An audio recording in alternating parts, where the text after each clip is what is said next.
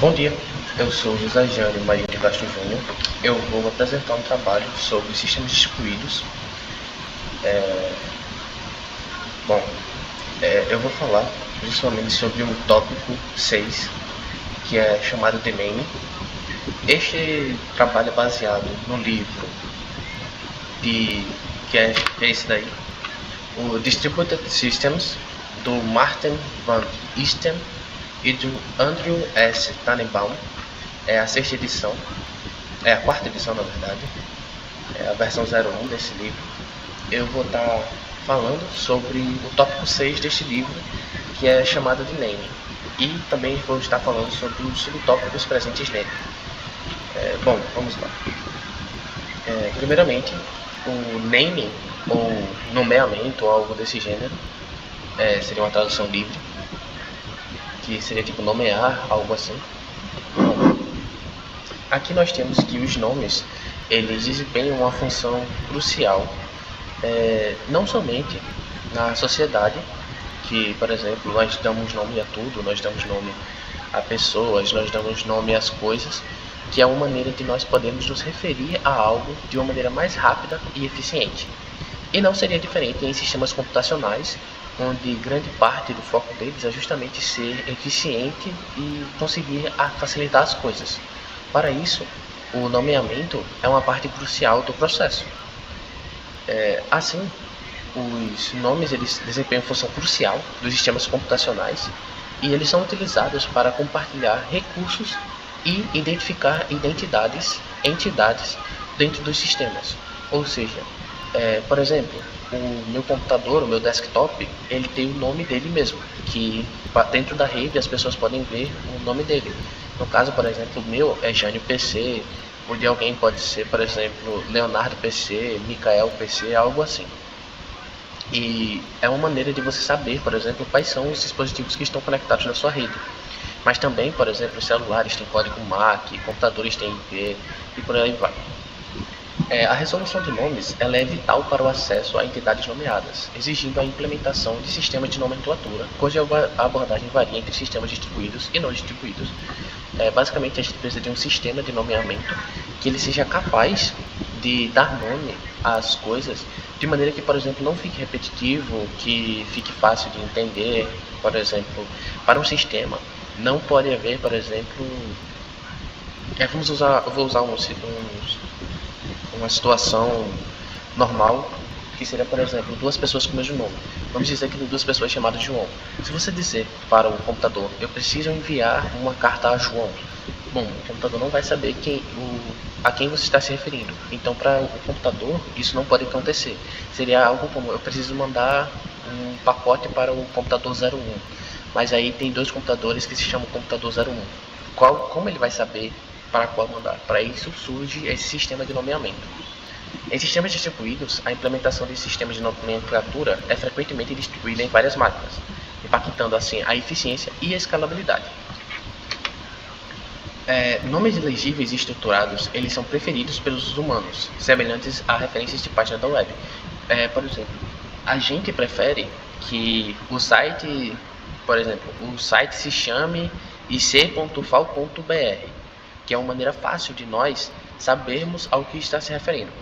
O IC é o Instituto da Computação, da UFAL e brasileiro, por exemplo. A gente consegue ter uma noção do que ele é simplesmente olhando o nome do site. Porém, para o computador, para ele não é escrito assim. Para ele é escrito em bits e de outras maneiras. E também é uma maneira de... E o computador precisa de evitar essa ambiguidade, né? Bom, isso daí é exemplificado, por exemplo, pelo sistema de nomes de domínio, que é o DNS. Frequentemente são descritas as entidades através de características, tornando a resolução de nomes baseada em descrição desafiadora, especialmente com pesquisas.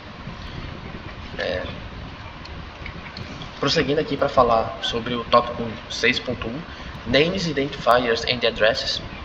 Os nomes em sistemas distribuídos, eles são sequências de bits ou caracteres usados para referenciar a entidades. As entidades, por exemplo, elas podem ser recursos como hosts, impressoras, discos, processos, usuários, entre outros. Cada entidade ela pode oferecer operações específicas, como por exemplo, uma impressora, ela tem a capacidade de imprimir, de escanear, de fazer uma cópia, enquanto os discos, por exemplo, elas são responsáveis por ler informações e assim vai. Para operar em uma entidade, é necessário acessá-la por meio de um ponto de acesso, cujo nome é chamado de endereço. As entidades podem ter vários pontos de acesso, como hosts com endereços formados por IP e número de porta. As entidades elas podem mudar de pontos de acesso ao longo do tempo, tornando a utilização do endereço como nome inflexível. Por exemplo, eu tenho o meu computador, ele se chama Jânio PC, mas se eu quiser mudar, por exemplo, para José PC, isso daria um problema, porque, por exemplo, imagine um computador ele tentando enviar um pacote para o Jânio PC, só que o Jânio PC já não existe mais, agora ele é José PC. Isso seria um grande problema para o computador. Então, a abordagem de ter um nome independente de localização, ele acaba sendo mais flexível. Por exemplo, também não pode ser alguma coisa do tipo, não pode ser o nome do lugar onde o sistema está, porque eu posso ter, por exemplo, um notebook e levar ele de um lado ao outro. Aí seria um problema.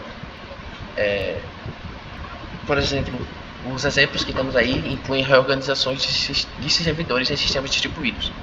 Para resolver esse problema, surgem os identificadores, os quais são nomes únicos que referem a uma única entidade, permanecendo constante ao longo do tempo. No caso, é importante ter esse nome único para evitar também a ambiguidade de ter dois computadores com o mesmo nome, por exemplo, dois clientes com o mesmo nome. Assim, facilitam a referência a uma entidade, contrastando com nomes não únicos e não identificadores. O tópico seguinte, ele explora duas abordagens para resolver nomes e identificadores para endereço. A primeira usa tabelas distribuídas de pares, como nome e endereço, exemplificada pelo DNS. A segunda, ela roteia gradualmente para o endereço associado ao nome, usando em sistemas peer-to-peer e networking centrado em informação. O tópico seguinte ele vai abordar 4 classes de sistemas de nomenclatura, começando pela resolução de identificadores para endereços. E agora começando o próximo tópico, que eu comecei a dar uma breve resolução no tópico passado, que é o flat naming. Este capítulo do livro, ele inicia abordando o conceito de nomes planos, que são os flat names, e os métodos para resolver esses nomes em entidades distribuídas, em sistemas distribuídos. Primeiramente, os nomes planos eles são identificadores simples, como sequências de bits ou cadeias de caracteres, que eles não possuem uma estrutura hierárquica. Esses identificadores são para representar entidades de forma exclusiva em redes distribuídas. Eles não contêm informações sobre a localização ou estrutura da rede, tornando necessário o uso de métodos de resolução de nomes para encontrar a entidade associada ao identificador. No caso seria, por exemplo, um nome, porém esse nome ele não tem nenhuma referência aonde ele está. Então, por exemplo, eu quero encontrar o PC número 1, mas aonde está o PC número 1? Eu sei o nome dele, porém aonde ele está. E aí existem algumas maneiras para dar uma solução disso daí, que é o próximo tópico que eu vou falar, que é o 6.2.1, que é o Simple Solutions. Duas soluções simples, elas são dadas nesse subtópico, que é para localizar uma entidade em redes locais, sendo elas o broadcast e o forwarding pointers. O broadcast ele envolve enviar uma mensagem com o identificador da entidade para todas as máquinas, esperando que a máquina em questão responda a mensagem, conseguindo assim sua localização. Por exemplo, nessa imagem aí do lado nós temos que o computador ele quer saber onde está o computador A. Ele iria mandar uma mensagem geral para dentro da rede e então dentro da rede, o computador A iria mandar uma mensagem de volta para esse computador, para que então ele pudesse mandar o pacote para A. E nós temos a forward pointers, que elas envolvem deixar referências para a nova localização de uma entidade quando ela se move. Assim, se uma entidade se mover de A para B, um ponteiro é deixado em A apontando para B.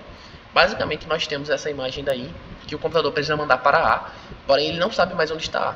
Então ele manda para a localização antiga de A, que vai ter um ponteiro que aponta para onde está A atualmente. Então ele vai mandar para este ponteiro e este ponteiro ele manda para A. Aqui agora nós temos o próximo tópico, que é o Home Based Approaches. que abordagens baseadas em casa ou home-based, eles são estratégias utilizadas em sistemas distribuídos para suportar entidades móveis. Essas abordagens envolvem designar uma localização principal chamada de home para uma entidade móvel. Assim, a home mantém informações sobre a localização atual da entidade. Quando a entidade se move, ela atualiza sua localização na home. Como está mostrando ali, o computador tenta mandar o pacote para a home, e da home então ele manda para o notebook. Isso é muito utilizado principalmente para para dispositivos que você pode levar de um lugar para o outro. O exemplo que é dado, por exemplo, é que você tem o seu notebook, você vai, por exemplo, para a biblioteca da UFAL, mas a sua home está setada na sua casa. Então, o computador mandaria um pacote para a sua casa, e da sua casa o pacote seria mandado para o seu computador lá na biblioteca da UFAL, por exemplo. Essa abordagem ela pode ser exemplificada pelo Mobile IP, onde um agente doméstico mantém a localização atual de um host móvel, facilitando a comunicação com o host, mesmo quando ele muda de rede. No entanto, a desvantagem é o aumento na latência de comunicação, pois os pedidos podem precisar passar pela casa para alcançar a entidade móvel. O exemplo, por exemplo, seria que você vai para um lugar muito longe de um país para o outro, por exemplo. A sua home está setada no Brasil, mas você vai para a Argentina, por exemplo, e aí você vai precisar que o pacote vá para a sua home no Brasil e depois vá para a Argentina. Isso pode acabar causando uma latência muito grande. O próximo tópico é 6.2.3, que é Distributed Hash Tables. As tabelas de hashes distribuídas, ou DHTs, são sistemas distribuídos que mapeiam chaves e valores em uma rede peer-to-peer. Cada nó e dado, eles têm identificadores exclusivos no espaço de chave. Eles são distribuídos uniformemente em um anel. O roteamento eficiente permite a recuperação rápida de dados associados a chaves específicas. Destaca-se que DHTs são escaláveis, lidam com falhas de nós e são usados em aplicações como compartilhamento de arquivos, armazenamento em rede, em nuvens e redes de entrega de conteúdo. Muitas DHTs implementam mecanismos para lidar com falhas de nós, redistribuindo responsabilidades ou mantendo réplica dos dados para garantir disponibilidade. Exemplos incluem, por exemplo, o Corden, o Kademlia e o CAM. A segurança em DHTs ela pode ser desafiadora em redes abertas. O Corden ele é uma tabela de hash distribuída DHT que organiza os nós em um anel. Cada nó e dado tem identificadores únicos. Por exemplo, essa imagem daqui, que é uma imagem que eu tirei do próprio livro, que eu estou usando como referência. A Academia é uma DHT que utiliza uma árvore binária prefixa para representar os identificadores de nó. Cada nó mantém uma tabela de roteamento contendo os nós mais próximos. Basicamente, nós temos essa árvore daí do lado que eu deixei, que é basicamente uma árvore binária prefixa, ou seja, os zeros todos vão para a esquerda e o 1 vão para a direita. Só que aí no caso, quando você tem, você vai tentar organizar de maneira que sempre a esquerda esteja mais próximo, sempre a direita esteja mais longe, algo como isso. Aí os nós da esquerda ficam 0 e os nós da direita viram 1. O CAN é uma DHT que representa a rede como uma grade de dimensão. Cada nó e dado tem coordenadas associadas. O roteamento é feito ao longo das dimensões, permitindo localizar eficientemente os nós mais próximos. Porém, isso tem um problema computacional quando é uma rede muito grande. Agora falando sobre Hierarchical Approaches. No tópico sobre abordagens hierárquicas, temos que elas são estratégias de organização de sistemas distribuídos. É uma estrutura de árvore onde a rede é dividida em diferentes níveis ou domínios hierárquicos. Nessa abordagem, o sistema é dividido em domínios, sendo o domínio superior mais abrangente, geralmente chamado de domínio raiz, e os domínios inferiores representando subdivisões progressivamente menores. Como, por exemplo, aí nós temos que o domínio E é só ele, o domínio F é só ele, o domínio B é o B, o E e o F, e o domínio A, por exemplo, seria o A, o B, o E, o F, o C, o D e o G. Por exemplo, o domínio D seria o D e o G, enquanto o domínio G seria só o G e o domínio C seria só o C. Então você consegue ver que o de cima abrange tudo que está embaixo dele, e os que estão embaixo dele abrangem os que estão embaixo do próprio subdomínio. Então nós temos uma relação de domínio e subdomínio, onde os subdomínios também são domínios. Cada domínio ele possui um nó de controle chamado diretório, que aí, por exemplo, o nó diretório do subdomínio BEF seria o B, que ele é responsável por manter as informações sobre as entidades no próprio domínio e nos domínios filhos. O processo de localização de entidades segue a estrutura hierárquica. Inicialmente, uma busca começa no diretório local, por exemplo, no E, E se a entidade não foi encontrada, a consulta é encaminhada para o diretório do domínio pai. Por exemplo, se nós estamos começando no domínio E, então nós vamos para o domínio B em seguida. E se não encontrarmos, vamos para o domínio A. Essa abordagem hierárquica é escalável, permitindo a expansão da rede sem aumentar linearmente o número de nós que cada nó precisa conhecer. Essas atualizações na localização de entidades ou adição e remoção de nós, elas podem ser gerenciadas de forma eficiente, uma vez que as informações são agregadas em níveis hierárquicos específicos. O último subtópico deste tópico, ele fala sobre a segurança em nomes planos, destacando a importância de garantir a associação de identificadores com entidades. Alguns dos pontos importantes neste subtópico são o self-certifying, que é quando é basicamente o serviço dando o próprio nome, self-certifying names, que ele tem que se garantir que o próprio nome dele é válido, algo assim. A proteção contra ataques CPU e Eclipse, que eles são basicamente o Eclipse, é você tentar isolar um dos nós da rede, fazendo com que esse nó ele não seja, ele realmente não exista, e o self-certifying tipo, o ataque civil é basicamente como se você criasse várias entidades dentro da rede, mas essas entidades são falsas, e aí você consegue fazer algumas coisas maliciosas dentro da rede. E o Eclipse é basicamente quando você isola um nó dentro da rede, e assim ele está dentro da rede ao mesmo tempo que ele não está dentro da rede. Secure DNS e também a presença de autoridades centralizadas, que seriam basicamente identidades dentro da rede, que elas são as responsáveis por fazer essa segurança de tipo ver se o nó realmente pertence a ela, se esse nó está fazendo alguma coisa errada e assim por diante. Agora, indo para o próximo tópico, nós temos o Structured Naming e o 631, que são os namespaces. Bom, este tópico ele aborda os conceitos fundamentais relacionados à organização hierárquica do espaço de nomes no contexto do sistema de nomes de domínio DNS. O DNS ele organiza seu espaço de nomes como árvore hierárquica. Cada nó na árvore representa o domínio e a estrutura é enraizada no domínio raiz. Aí nós temos que também ele define o conceito de label e caminho. Um label é uma sequência de caracteres alfanuméricos que formam um componente em um caminho. Os caminhos eles são representados como strings, listando os lábios da direita para a esquerda, separados por pontos. Por exemplo, nós temos aí que nesse exemplo de link que eu coloquei aqui do lado, www.example.com, nós teríamos três labels. O www é a primeira label, example é o segundo label e o com é a terceira label. Elas são separadas pelo ponto. Cada label é separado pelo ponto.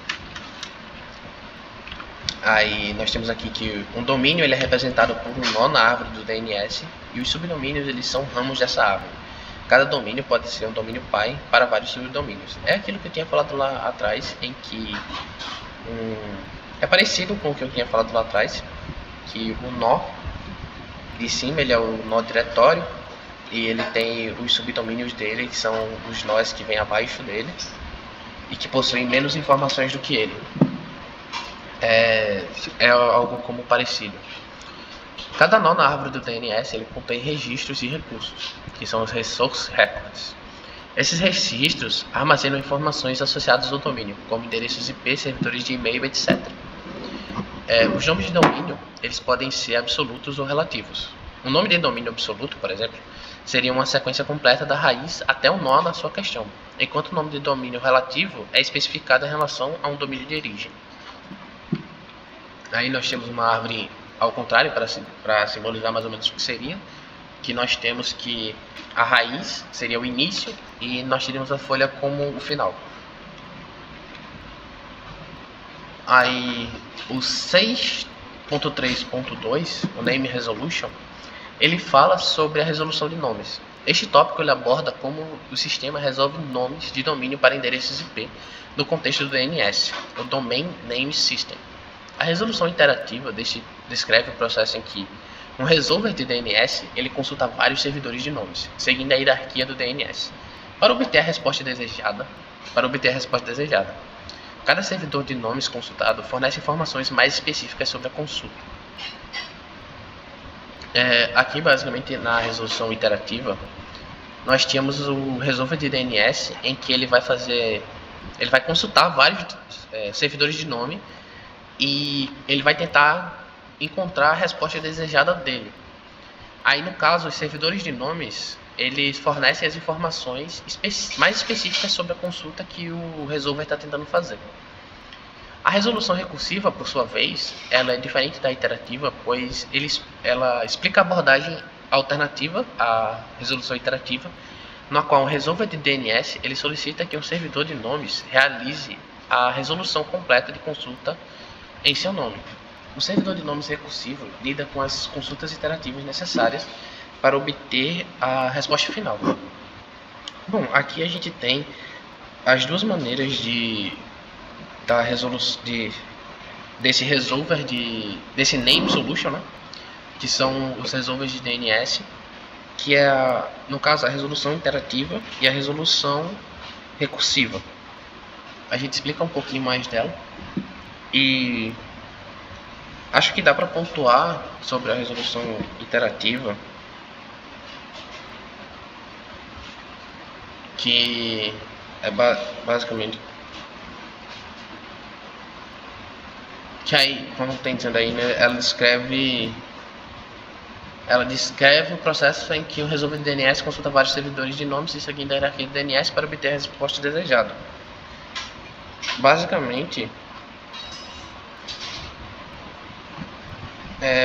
nesse tópico ele vai explicar justamente essas diferenças entre esses dois métodos de resolução de DNS. Além disso, ele menciona o uso de caixas de DNS para armazenar temporariamente informações sobre consultas de DNS anteriores, o que melhora a eficiência e reduz a necessidade de consultar servidores de nomes repetitivamente para as duas consultas.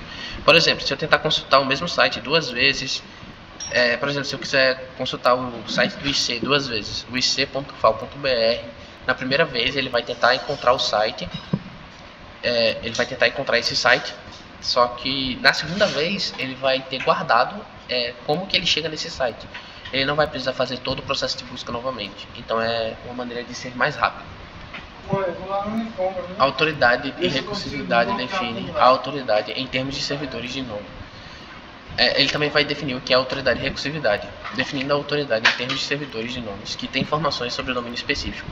Também destaca a distinção entre servidores autoritativos, que são com informações específicas, e os servidores recursivos, que ajudam na resolução completa das consultas.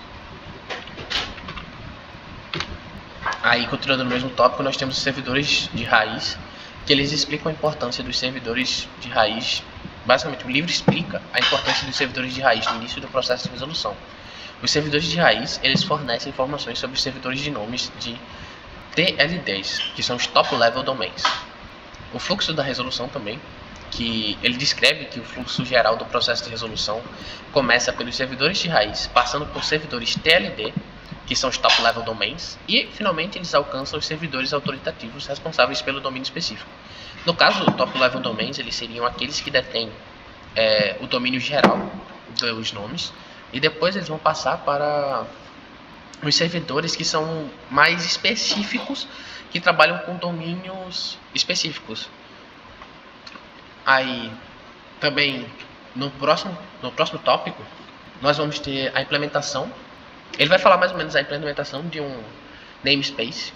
Aí, neste tópico, ele detalha como a estrutura hierárquica e a árvore de nomes são organizadas para facilitar a resolução eficiente de nomes. Além disso, aborda a representação de informações em nós e como os registros de recursos são utilizados para armazenar dados relevantes ao espaço de nome. Neste tópico, ele fornece alguns insights valiosos sobre a mecânica interna de como os sistemas organizam e gerenciam nomes. Basicamente, aqui ele vai detalhar essa estrutura hierárquica que a gente já viu anteriormente. Também falar sobre a árvore de nomes, que são organizados para facilitar a resolução eficiente de nomes, que é, por exemplo, ic.fal.br barra alguma parte do site. Então ele vai falar sobre, por exemplo, como a árvore é montada, que seria o ic, aí .fal.br barra e algum tópico, por exemplo, isso. Além disso, ele aborda a representação das informações em nós, como os registros de recursos são utilizados para armazenar dados relevantes em um espaço de nomes. No caso, seria como ele faz para registrar os recursos e como ele faz para armazenar todos os dados que são relevantes em um nome. Além disso, ele também fornece alguns insights. Por exemplo, ele dá algumas maneiras de como você poderia implementar, de como poderia funcionar isso. E ele é bem interessante por causa disso, esse tópico.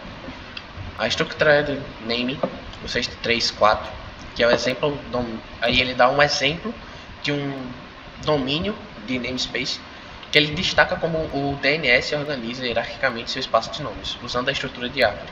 Ele explica a representação de domínios, a criação de zonas e a diversidade de registros de recursos, tais como o SOA para informações de autoridade, A para mapeamento de endereços IP, MX para servidores de correio e SRV para serviços, e o NS para servidores de nome, entre outros.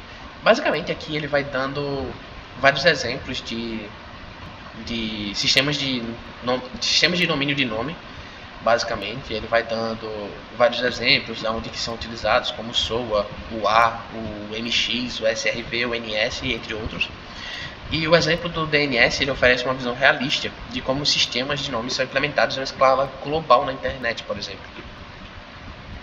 Aí aqui ele, nesse próximo tópico, no 635, ele dá um sistema de network file, né? A este tópico ele apresenta um exemplo prático diferente. Ele foca no sistema de arquivos em rede, que é o NFS, que é Network File System, e ele explica como o Network File System fornece transparência de acesso a sistemas de arquivos remotos, permitindo que os clientes montem os diretórios remotos em seus próprios espaços de nomes locais.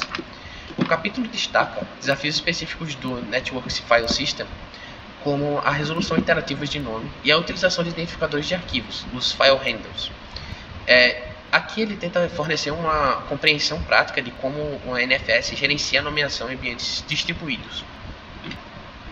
Agora, no 6.4, Attribute Based Naming, que é o 641, Directory Services, neste capítulo ele aborda uma abordagem alternativa para nomeações de entidades, afastando-se dos sistemas de nomes estruturados e planos, ou seja, os plain names, que a gente falou lá no início.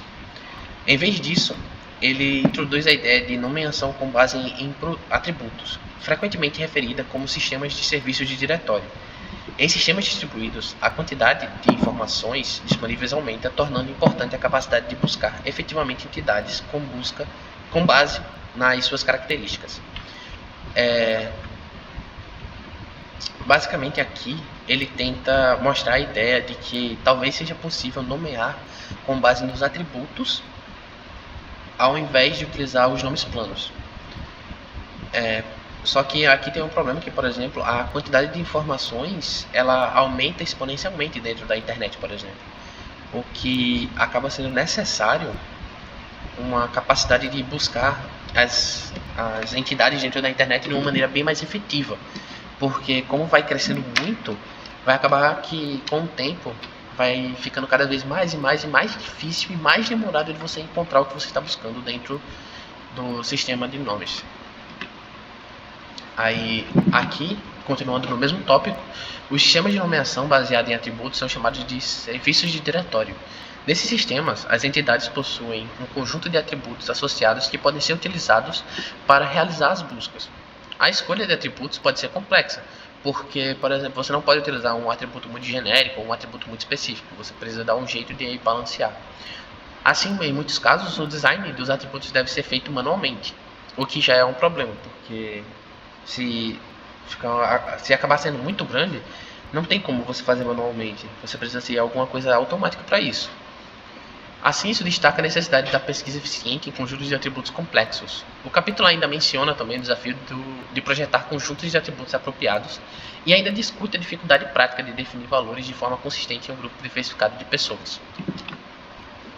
Aí, para o próximo subtópico, Hierarchical Implementations, que é o LDAP, uma abordagem comum para serviços de diretórios distribuídos é combinar a nomeação estruturada com a nomeação baseada em atributos. Ou seja, você vai tentar misturar as dois tipos de nomeação, a estruturada e a baseada em atributos, para tentar resolver esse problema.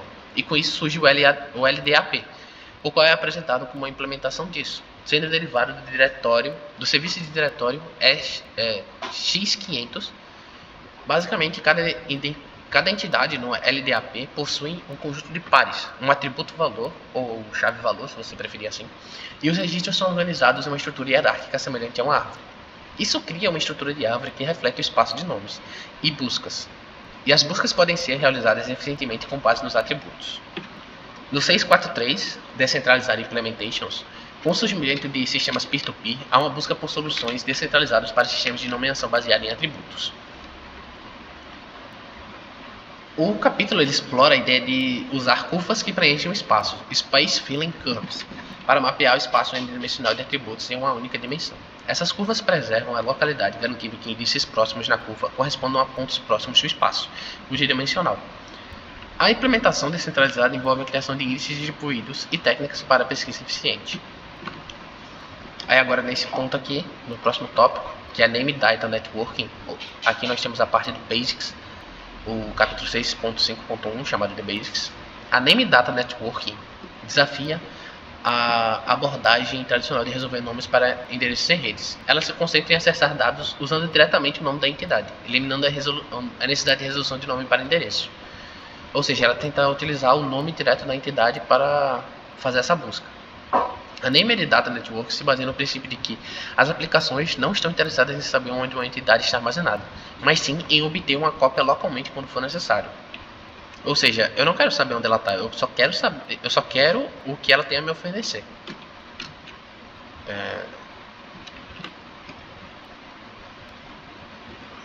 O conceito principal é que uma aplicação pode recuperar uma entidade da rede usando o nome dessa entidade.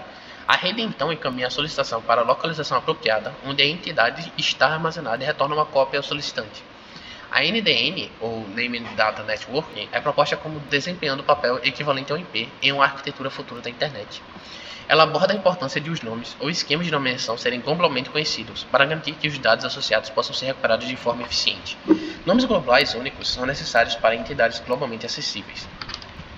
Inicialmente, o próximo tópico, o 652, o routing, levanta a preocupação de que, com nomes estruturados aparentemente arbitrários, o roteamento pode enfrentar problemas sérios de calculabilidade.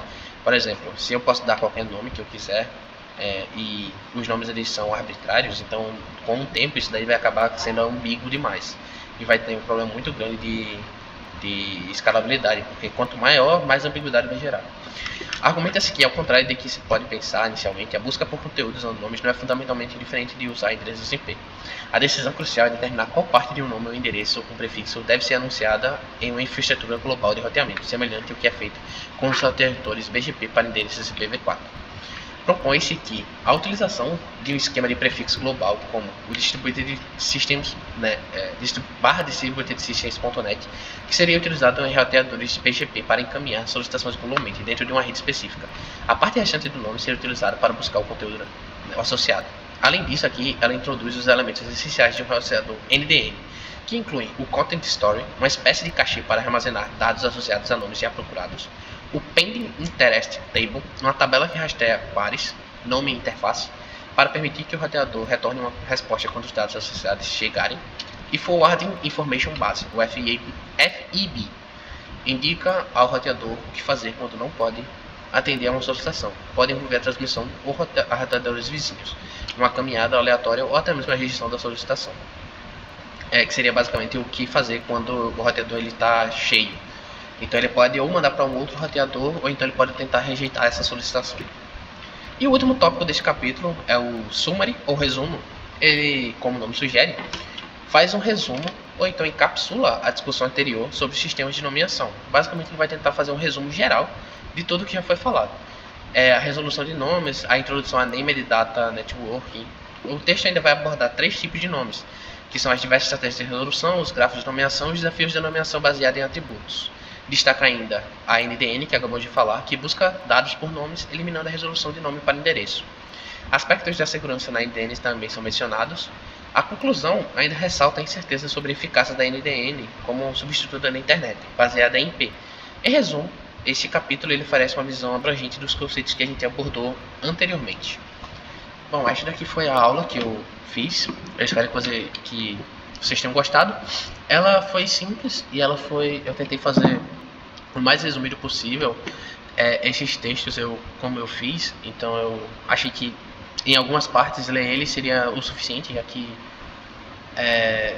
eles são um resumo do que tem em cada capítulo. Eles pegam as ideias principais de cada capítulo e eu tentei sumarizar neles. As imagens em grande parte elas são fornecidas pelo Canva e eu tentei fazer com que elas fossem bem explicativas, como por exemplo aqui nessa parte dos nomes em sistemas distribuídos, que fala sobre a parte de que um computador ele normalmente não pode utilizar um nome porque isso acabaria sendo ambíguo. Aí eu coloquei ali um computador como se ele se questionasse qual é o nome dele, por exemplo, porque para o computador o nome dele é só uma sequência de bits, não é algo que é feito para ele, é algo que a gente sabe. Por exemplo, o meu se chama Gênio PC, mas para ele é só uma sequência de zeros e uns. Aí aqui nós temos, por exemplo, tentando dizer onde fica o PC1, que é falando sobre você sabe o nome, mas você não sabe onde ele está, por exemplo. Aqui explicando os pacotes e assim vai. Eu espero que tenham gostado, essa foi a minha aula. Obrigado pela atenção e é isto.